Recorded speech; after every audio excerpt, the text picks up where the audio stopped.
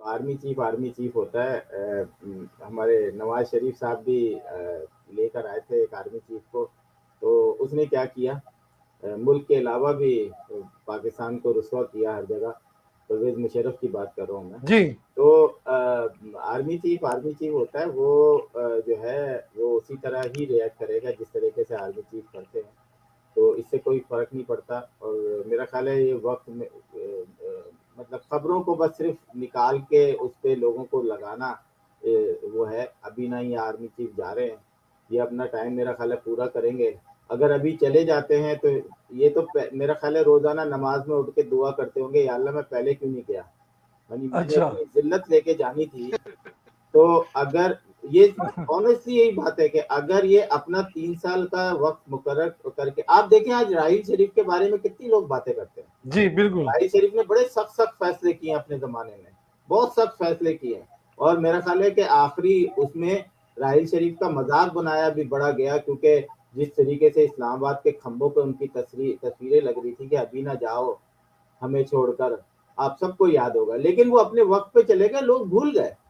क्योंकि आपकी 3 साल की एक मुद्दत होती है, आप आए मुल्क के लिए काम करें और चले जाएं।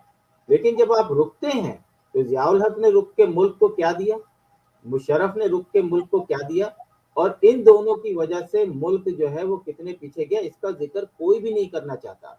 हम सिर्फ सियासतदानों के पीछे पड़े रहते हैं कि जी इन्होंने ये किया। एक साहब आके कहते हैं आपको क्या पता कि जियाउल हक मुशर्रफ ने जो है वो डॉलर को किस तरीके से कंट्रोल किया हुआ था।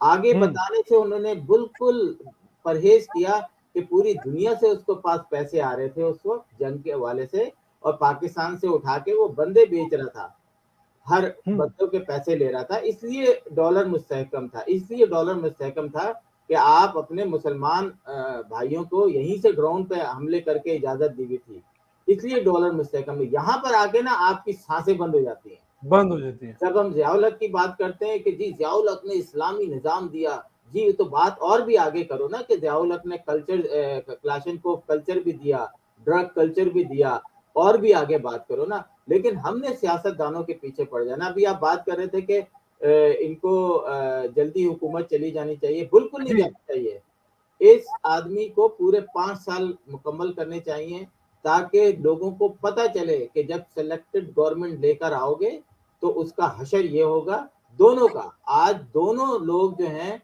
वो इसलिए उनके ऊपर उंगलियां उठ रही हैं।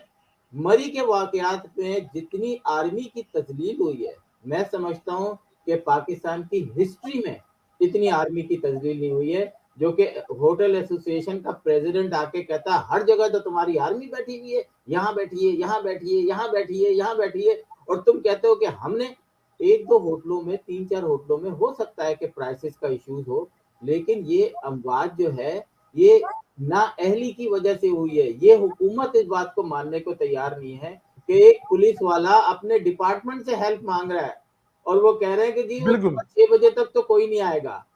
मुझे बताएं दुनिया में कहाँ होता है? आपको तो हेलीकॉप्टर लेके पहुंच जाना चाहिए था वहां पे भाई, कि ये जनाब कौन से लोग हैं हमारे। लेकिन सर पाकिस्तान चंद मील का सफर है, इस्लामाबाद देखें, जीएचक्यू भी वहाँ, और मतलब पार्लियामेंट भी वहाँ, इमरान खान साहब का दौलत खाना हम भी लाशों वहाँ। पे सियासत करते हैं जी सर, हम लाशों पे सियासत करते हैं।